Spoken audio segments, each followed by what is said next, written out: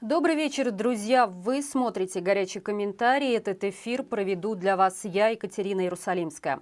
Прежде чем перейти к обсуждению темы, попрошу вас поставить лайк. Это помогает продвигать наш канал в Ютубе.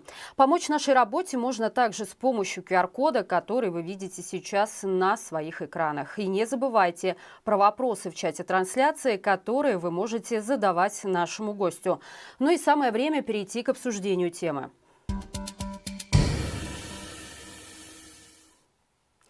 Получить убежище в Европе станет сложнее. С 12 июня Евросоюз запустил крупнейшую за последние годы реформу миграционной системы.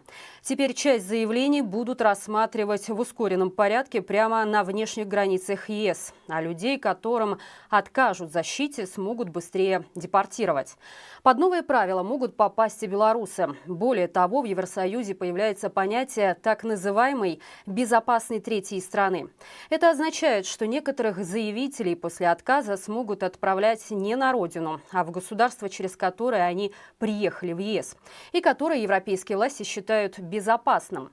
Брюссель называет реформу попыткой навести порядок в миграционной системе, однако правозащитники предупреждают, что ускоренные процедуры могут осложнить получение защиты для людей, которые действительно спасаются от преследования. Что именно меняется для белорусов? Станет ли сложнее получить убежище в странах Евросоюза? Кого могут затронуть ускоренные процедуры и депортации? И действительно ли Европа начинает закрывать двери для новых мигрантов? Обсудим это с нашим гостем. На связи адвокат и специалист по международному праву, сотрудничеству по уголовным делам Олесь Михалевич. Олесь, здравствуйте. Добрый день. Многие белорусы сейчас слышат такие громкие заголовки о том, что Европа ужесточает правила. Насколько эти опасения оправданы? Станет ли белорусам действительно сложнее получить международную защиту, чем это было ранее? Думаю, што ёсць катэгорыі, якіх гэта безумоўна закране і для якіх будуць большыя праблемы ў тым, каб атрымаць прытулак. Гэтыя новыя правілы менш датычацца тых людзей, якія прыязджаюць маючы візу, якія атрымалі візу і з гэтай візай прыязджаюць і падчас дзейнасці, калі гэтая віза дзейнічае, звяртаюцца для таго, каб атрымаць статус бежанца, але гэта вельмі моцна закране тых людзей, якія будуць, напрыклад, нелегальна, не то што нелегальна, напрыклад, вот уявім сабе сітуацыю, чалавек без візы просто транзітам пралятае праз аэрапорт у Варшаве. Ён бярэ сабе квіток там умоўна з Грузіі ў Чарнагорыю і просіць статус у аэрапорце. Такіх людзей гэта безумоўна вельмі моцна закране, бо фактычна створана працэдура, каб можна было вельмі хутка адмовіць і вельмі хутка выканаць гэтае рашэнне.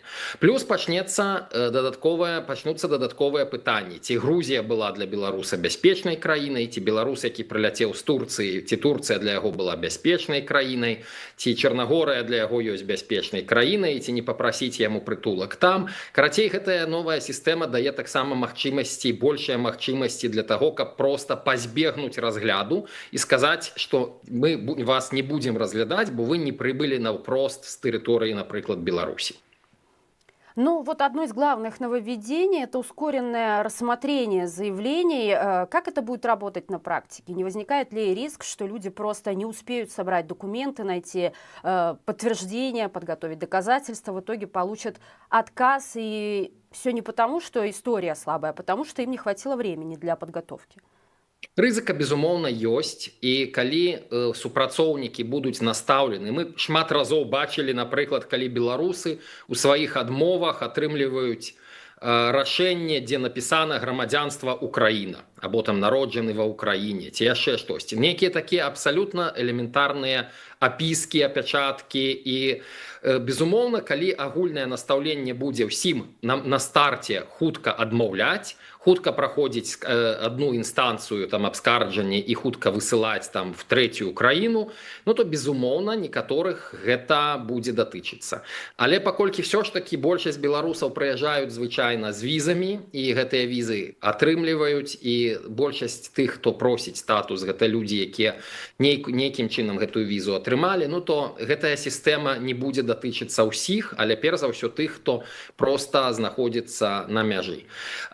І таксама трэба разумець, што сістэма ўвогуле прыезда у еўразвяз адлажваецца. Гэта значыць, все, хто прыязджаюць па візах, ці все, хто прыязджаюць па безвізавых пашпартах, это, конечно, не пра беларусаў. Іх усіх фіксуюць незалежна ад таго, з якой боку Еўрасаюза яны прыехалі, ці з Грэцыі, ці з Балгарыі, з Румыніі, там, ці з Нарвегіі, Швецыі.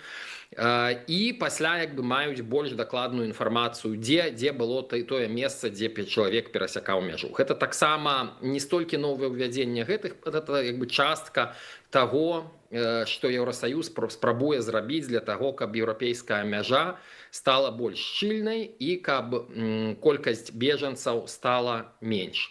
І агульна трэба разумець, навошта гэта все робіцца, бо у Еўрапейскім Саюзе колькасць падчас крызісаў, падчас сірыйскага крызісу, некаторых іншых крызісаў, колькасць бежанцаў была настолькі вялікая, настолькі ўзнікалі праблемы з іх апрацоўкай, што ўзнікла неабходнасць зрабіць агульнаеўрапейскія правілы, каб гэта все адбывалася ў адпаведнасці там з правілаў. Ну а калі правілы ўводзяцца, звычайна яны ўводзяцца вельмі, скажам, жорсткімі. Беларусь гэтаму таксама паспрыяла. І калі з тэрыторыі Рэспублікі Беларусь пастаянна гэтыя бежанцы спецыяльна, якіх лукашэнкаўскі рэжым спецыяльна падкідваў і дапамагаў пераходзіць мяжу, калі пагранічнікі дапамагалі пераходзіць мяжу, это таксама паспрыяла таму, каб Еўрасаюз хутчэй уводзіў правілы хуткай адмовы. Бо асноўная праблема была ў тым, што калі чалавек ужо трапляў на тэрыторыю, сам працэс расцягваўся часам на годы, на вельмі доўгі час, і чалавек у гэты час знаходзіўся на свабодзе і мог, напрыклад, нават знікнуць з працэдуры, проста запытацца, атрымаць дакументы і паехаць туды, дзе ў яго ёсць сваякі.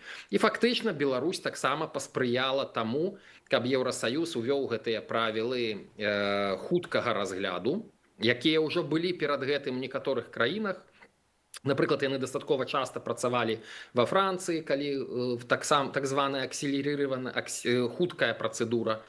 І цяпер гэтая працэдура будзе распаўсюджвацца на ўсе краіны. Ну а паколькі рэалізацыя гэтых працэдур будзе залежаць ад мясцовых уладаў, то мы пабачым, я ўпэўнены, пабачым вельмі шмат злоўжыванняў, калі ўсіх будуць пад адну, фактычна в одну мясарубку закідваць і ўсім будуць адмаўляць у выніку хуткай працэдуры разгляду.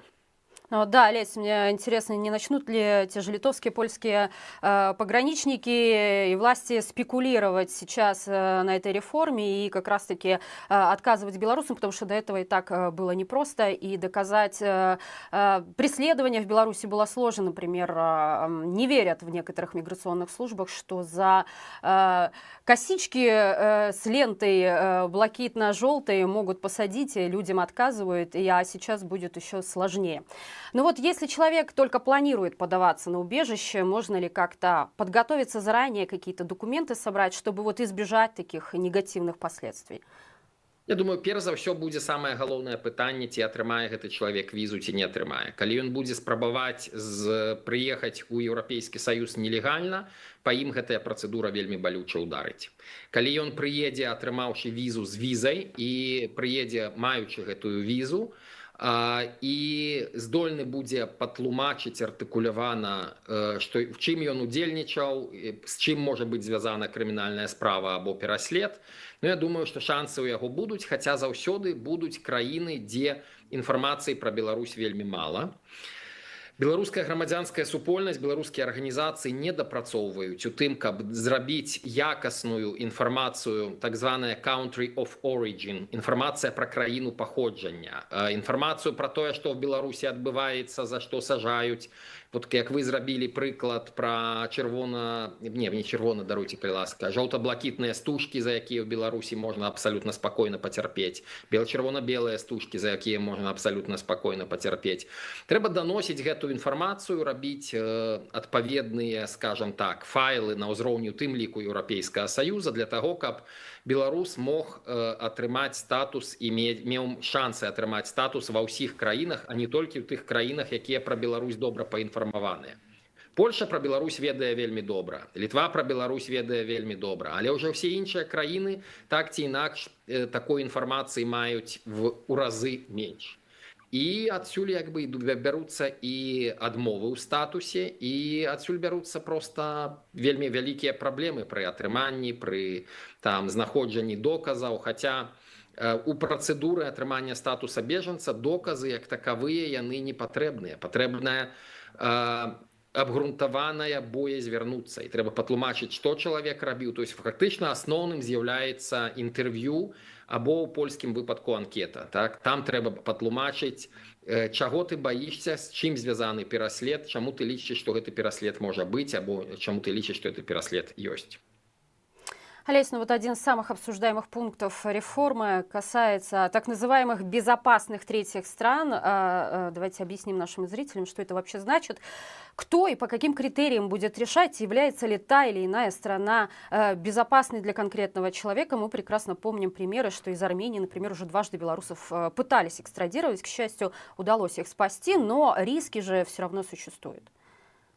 Так, рызыкі, безумоўна, ёсць. Гэта, перш за ўсё, было створана для таго, каб сказаць, што, напрыклад, Турцыя для турак гэта бяспечная краіна, бо это краіна, якая імкнецца вступаць у Еўрапейскі Саюз, і калі турак прыязджае ў развяз, яго можна па хуткай, паскоранай працэдуры яму там адмаўляць, бо лічыцца, што Турцыя краіна дэмакратычная, з чым я, безумоўна, не магу пагадзіцца, і тым больш будзе асноўнае пытанне, што што адбудзецца з беларусам, калі якога вернуць, напрыклад, у Турцыю ці вернуць у Албанію, там, Чарнагорыю і так далей, тыя краіны, дзе, напрыклад, калі ў чалавека ёсць крымінальная справа, з гэтага чалавека могуць напрамую проста экстрадаваць або дэпартаваць там у Беларусь. Так? І гэта будзе прымацца рашэнне на кожным нацыянальным узроўні. То есть кожная краіна самастойна будзе вырашаць, ці у выпадку беларуса, напрыклад, Турцыя з'яўляецца бяспечнай краінай, і чаму ён не папрасіў статус бежанца, не запытаўся статус бежанца ў Турцыі. Мы все разумеем, што статус бежанца ў Турцыі беларусу атрымаць амаль немагчыма. З маёй практыкі, з маіх трэба сказаць, што моя практыка это толькі тыя людзі, у якіх крымінальная справа, бо мы займаемся статусам бежанца толькі ў выпадку, калі ў чалавека ёсць пацверджаная крымінальная справа. Але з майго досведу у Турцыі, калі хто-небудзь атрымлівае статус бежанца, гэта звычайна ёсць выключна па мусульманскай лініі або па тюркскай лініі, напрыклад, калі прадстаўнікі тюркскіх народаў унутры Расійскай Федэрацыі пераследуюцца. Так? Все астатнія справы турак не цікавяць, яны вельмі спакойна адмаўляюць, у іх для гэтага ёсць дастаткова звычайны, скажам так, абсалютна звычайны шаблон адмовы. І ці з'яўляецца для беларуса, у якога ёсць крымінальная справа, Турцыя бяспечнай краінай, безумоўна, не з'яўляецца. Таксама немагчыма ўявіць сабе, напрыклад, ці Сербія як бы бяспечная краіна ці не. Вядома, што з Сербіі чалавек з крымінальнай справай у Беларусі мае все шансы з'ехаць у Беларусь. Так? Таму гэта будзе вельмі сур'ёзная праблема для тых людзей, якія едуць транзітам. Я бы тут раіў вельмі моцна свой транзіт планаваць так, каб не было, нават каб не было па шляху той краіны, за якую можна зачапіцца, і фармальна адмовіць не ў статусе, а ў разглядзе. Бо тут самае галоўнае, што проста будуць адмаўляцца проста пачынаць разгляд справы. Фактычна будзе выкарыстоўвацца, што вы павінны спачатку прайсці в той краіне як бы там працэдуру, яна для вас нармальная дэмакратычная там краіна, якая спакойна можа разгледзець і даць вам статус. І для сірыйца, напрыклад, які праз Турцыю едзе, можна пагадзіцца, што хутчэй за ўсё Турцыя з'яўляецца бяспечнай краінай. Але ўжо для беларуса гэта сітуацыя абсалютна іншая. Але чым больш мы будзем перакладаць адказнасці на мясцовыя міграцыйныя службы, бо вядома, што мясцовыя міграцыйныя службы зацікаўлены ў тым, каб бежанцаў было як мага менш, і калі ёсць магчымасць адмовіць, яны абавязкова адмовяць. Олесь, насколько я понимаю, правозащитники, независимые журналисты, активисты, активистки, бывшие политзаключенные, ни по какому особому сценарию их кейсы рассматриваться не будут. В общем, новая система будет одинаковая для всех. Як я уже сказаў, што калі у людзей будзе дзейсная віза, калі яны въедуць легальна ў краіну і да працягу гэтай візы пададуцца, іх працэдура будзе абсалютна звычайнай і на працэдуру гэта не паўплывае. Таму гэта, як я уже сказаў, паўплывае на тых людзей, якія проста прарвуцца або, скажам, з гледзяшча краін Еўрасаюза прыедуць без права пребывання ў гэтай краіне. І на гэтых людзей гэта будзе распаўсюджвацца. Калі, напрыклад, беларус нелегальна пяройдзе польскую мяжу і звернецца да польскіх пагранічнікаў, ён сапраўды рызыкуе, што ў адносінах да яго будзе прыменена тая самая працэдура. Многие, вот изучала информацию перед эфиром, многие связывают эту реформу с ростом популярности правых партий в Европе. Насколько это действительно политическое решение или все же реакция на изменение общественных настроений? И проблема гораздо глубже и связана с перегрузкой самой системы убежища. Это, безумоўна, палітычнае рашэнне. Безумоўна, на ўсіх уплывае тое, што грамадства в абсалютнай большасці выступае супраць бежанцаў. Слова бежанец мае вельмі дрэнную, скажем так, дрэннае гучанне. Я сам, калі перасякаў з дакументам бежанца, напрыклад, венгерскую мяжу, рэгулярна назіраў, як змяняецца твар і супрацоўніка, як ён глядзіць ледзь не з нянавісцю. І гэта дастаткова частая сітуацыя, так? Это дастаткова частая сітуацыя і в дзяржаўных установах, і там сярод пагранічнікаў і так далей. Таму гэта, канешне, палітычнае рашэнне звязанае з сацыяльнымі зменамі, з тым, што большасць людзей выступае і лічыць, што бежанцаў занадта шмат, што ім не трэба прымаць або трэба прымаць нашмат менш. І гэта непазбежная, скажам так, расплата у тым ліку за тое, што папярэдняя працэдура была вельмі даўгая, неэфектыўная, і папярэдняя працэдура дазваляла вельмі моцна злоўжываць гэтай працэдурай, калі, напрыклад, разам з судовымі разглядамі чалавек мог у працэдуры знаходзіцца там да 5 гадоў, а часам нават бывалі прыклады і больш доўга. Таму, як заўсёды, па прынцыпу маятніка, з аднаго боку маятнік пашоў зусім в іншы бок, і гэта значыць, што калі раней была доўгая працэдура, якая ішла вельмі доўга, цяпер гэта все будзе вельмі хутка, але разам з вадой проста абсалютна спакойна могуць выліць і дзіця. І абсалютна я магу сабе ўявіць, што будуць злоўжыванні цяпер ужо в іншы бок. Калі людзей з рэальнымі кейсамі, з рэальным пераследам, нават з рэальнымі крымінальнымі справамі абсалютна спакойна могуць прызнаваць па хуткай працэдуры, што яны неадпаведныя, і як бы хутка дэпартаваць або ў краіну паходжання, або па меншай меры в трэцюю краіну. У нас здесь в чате спрашивают, стоит ли организовывать определенные визы в ЕС для белорусов, в США создать такие программы. Как там говорили, Минск, столица США? Я думаю, што калі ёсць магчымасць рабіць спецыяльныя візавыя праграмы для беларусаў, безумоўна, іх трэба рабіць. Вельмі дрэнна, з аднаго боку, вельмі добра, што была гуманітарная віза і літоўская, і польская для беларусаў. З ёй адбылося якраз па прынцыпу маятніка, калі спачатку іх выдавалі вельмі шмат, а пасля іх перасталі выдаваць зусім. І мусіць быць прадуманыя нармальныя працэдуры, калі энная колькасць людзей, там зразумелая колькасць людзей па зразумелых крытэрыях могуць атрымаць гэтыя візы. З гэтым вялікая праблема, бо і ў Польшчы і шмат якіх іншых краінах дыпламатычная служба, консульская служба мела свае праблемы і проста у выніку перастала фактычна разглядаць там запыты, і для чалавека, якога сапраўды пераследуюць, фактычна няма механізма, якім чынам атрымаць візу для таго, каб з'ехаць. Так? Таму што яму або трэба прыдумляць нейкія варыянты, каб гэту візу атрымаць, я не ведаю, працоўную візу ці нейкую іншую. І фактычна ў гэтым выпадку яму могуць адмовіць, бо адной з прычын адмовы ў еўрапейскай, у шенгенскай візе з'яўляецца неадпаведнасць запытанай візе той мэце, з якой чалавек прыбывае. Это значыць, фактычна яны маюць права, калі чалавек для таго, каб атрымаць статус бежанца, атрымлівае турыстычную візу або працоўную візу, консул абсалютна спакойна можа сказаць: не, мы табе гэтую візу не дадзім, бо ты павінен атрымліваць візу для атрымання статуса беженца. А гэтую візу мы табе не дадзім, бо мы іх не выдаем. Замкнутый круг получается. Ну, насколько готовы сами страны ЕС к внедрению этих правил? Потому что мы уже видим заявления экспертов о том, что многие государства до сих пор не готовы полностью выполнять новые требования.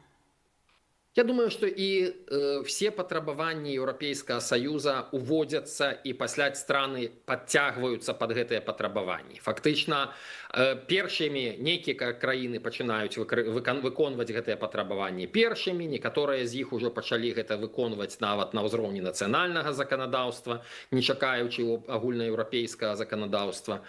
І паступова, крок за крокам, все краіны под гэта будуць падцягвацца. Таксама гэтыя новаўвядзенні закранаюць неабходнасць і магчымасць іншых краін дапамагаць тым краінам, якія знаходзяцца пад ударам. Пад ударам звычайна знаходзілись, напрыклад, Грэцыя, Італія, тыя краіны, куды вельмі шмат людзей пераплывалі і маглі проста хутка іх дасягнуць і запытаць статус. Таксама в нейкі момант пад удар потрапіла Польшча, калі з Беларусі пачалася абсалютна масавая нелегальная міграцыя, калі, як распавядаў пра тое, што Лукашенко дапамагаў фактычна, і беларускія пагранічнікі па яго загадзе дапамагалі нелегальна пераходзіць польскую мяжу. І такім краінам зможа аказвацца, будзе стварацца паступова механізм аказання агульнай дапамогі. Таксама будуць спрабаваць больш нармальна, разумна размяркоўваць квоты па тых краінах, якія здольныя прыняць, калі ідзе наплыў, напрыклад, в нейкім адзіным месцы. Але гэта всяго толькі спроба стварэння новай агульнай еўрапейскай міграцыйнай палітыкі. І да моманту, пакуль яна пачне працаваць нармальна, адладжана, і то я ўпэўнены, што недалёка не ва ўсіх краінах яна пачне працаваць адладжана, таму што все таксама залежыць вельмі моцна ад узроўня чыноўнікаў, ад узроўня дзяржаўнай цывільнай службы тых краінаў, у якіх гэта рэалізуецца. Калі я спакойны, напрыклад, за паўночныя краіны, за Швецыю, Галандыю, Нарвегію і так далей, у мяне ўзнікаюць вельмі вялікія пытанні заўсёды пра краіны поўдня. Ну, напрыклад, калі беларус запытае статус бежанца на Кіпры, наколькі ўвогуле ён патрапіць пад агульны кацёл. Безумоўна, з вялікай доляй верагоднасці патрапіць пад агульны кацёл кіпрскі, і ніхто там спецыяльна не будзе разглядаць і разбірацца в ягонай заяўцы. Сейчас многие белорусы решают вопрос легализации не через убежище, а фактически через покупку услуг по оформлению румынских и других европейских паспортов. Может ли нынешний курс пойти на ужесточение миграционной политики и привести к более жестким проверкам вот таких гражданств, полученных за деньги? Еўросаюз заўсёды дэклараваў, што ён змагаецца не толькі з грамадзянствамі, якія атрымліваюцца праз грошы ці праз інвестыцыі, але нават з відам на жыхарства, які атрымліваецца праз інвестыцыі. І я бачу пастаянна больш жорсткія праверкі новых грамадзянстваў, напрыклад, Балгарыі, Румыніі, і я ўпэўнены, што гэта таксама маятнік масавай выдачы гэтых грамадзянстваў прайшоў, і пойдзе не толькі змяншэнне колькасці новых, але я думаю, што і ўпэўнены, што і праверкі, і, скажам так, і крымінальныя справы па старым выдадзеным грамадзянствам. Гэта цалкам не толькі магчыма, гэта ўжо сёння адбываецца. І я думаю, што, в прынцыпе, грамадзянства Еўрапейскага Саюза будзе атрымаць все цяжэй і цяжэй. Что ж, Олесь, вам спасибо большое за глубокий анализ. Всего доброго, до свидания. Дякую вялікі.